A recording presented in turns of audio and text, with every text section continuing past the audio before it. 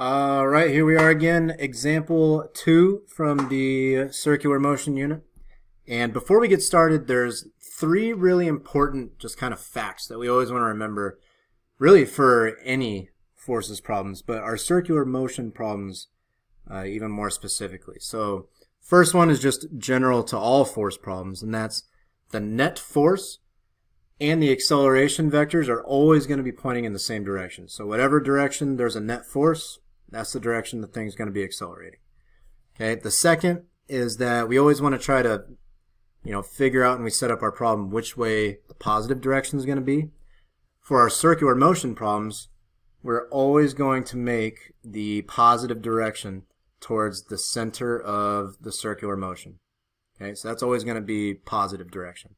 And then the third thing that we want to always remember, the term weight is just synonymous with force of gravity. And we always calculate the force of gravity with whatever the object's mass is times the pole of gravity, g.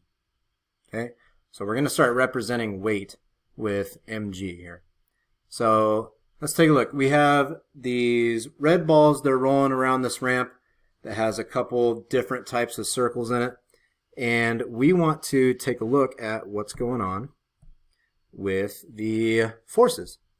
Okay, so when we first set this up, it's a good idea to figure out which way the net force is going to be. So for this first ball right here on the left, the circular motion that it has, it's at the top of the circle. So the center of the circle is below it.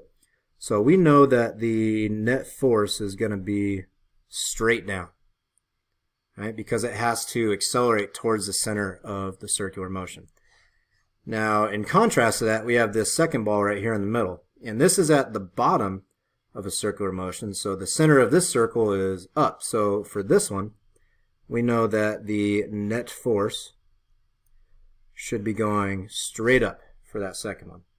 And then for our third circular motion on the right, this ball is inside of the track. So its its net force should be going straight down towards the center of that circle. Okay, so now we can start actually drawing the forces on it. Let's start by drawing the weight. So the weight, each of these balls is supposed to be the same ball. So each will have the exact same force vector for its weight. And we're going to call that mg. And this one, we want to draw the vector so it's the same length, because each weight should be the exact same because they have the same mass. And then the next thing, this ball, even though it's poorly drawn, this ball is rolling over the top of this little hill, right? So it's in contact with the ground. So there's a normal force there.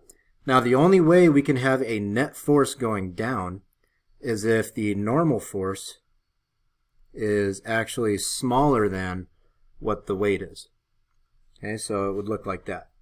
Now our ball in the middle, this ball needs to be accelerating up. The net force needs to be going up. So whatever force is going up needs to be larger than the weight. So we're going to draw our normal force bigger than the weight.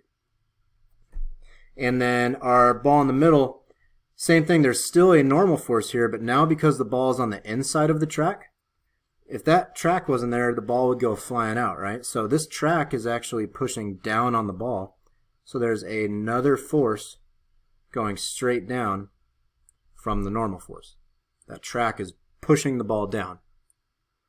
So now that we have our force diagrams, we can start to set up our force equations. Okay, so I'm going to scroll down a little bit, give ourselves a little room. So when I go to draw my force equations for this first one, we set it up with Newton's second law, right? The sum of forces, and this is a circular motion problem, so we're going to put a little subscript C to let us know it's a centripetal problem, equals mass, actually that's a big M for this problem, mass times the centripetal acceleration. Okay? Now the only thing we can really substitute in here is what the net force is. Well, I figure out what the net force is by doing my forces in that direction. So remember, we said the positive direction is towards the center of the circle. So for my first ball over here on the left, the weight, mg, is going in the positive direction. So it's going to be a positive vector. And the normal force is going the opposite direction of that. So it's going to be the negative direction. And that's equal to mass times centripetal acceleration. That's as far as we can take that one. So that right there is our force equation for that ball on the left.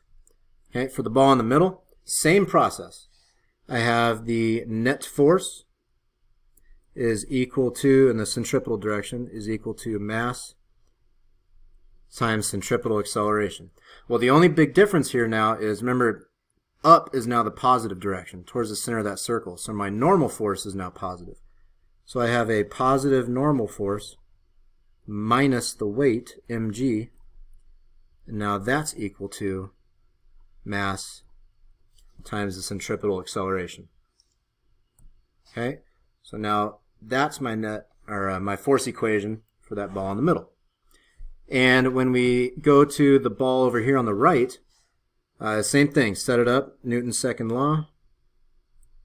Net force in the centripetal direction is equal to mass times centripetal acceleration.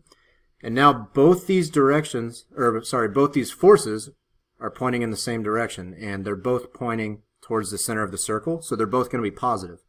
So we have the weight, mg, and that's positive, plus the normal force, and those are both going to be equal to mass times centripetal acceleration. Okay, so we don't have any numbers in this problem or anything. We're just setting up force equations, but it's really important to remember, what direction is positive and what direction does there need to be a net force to make it accelerate towards the center of the circle. All right, hope this helped out. If you have any questions, see me in class, leave a comment, and I will talk to you tomorrow.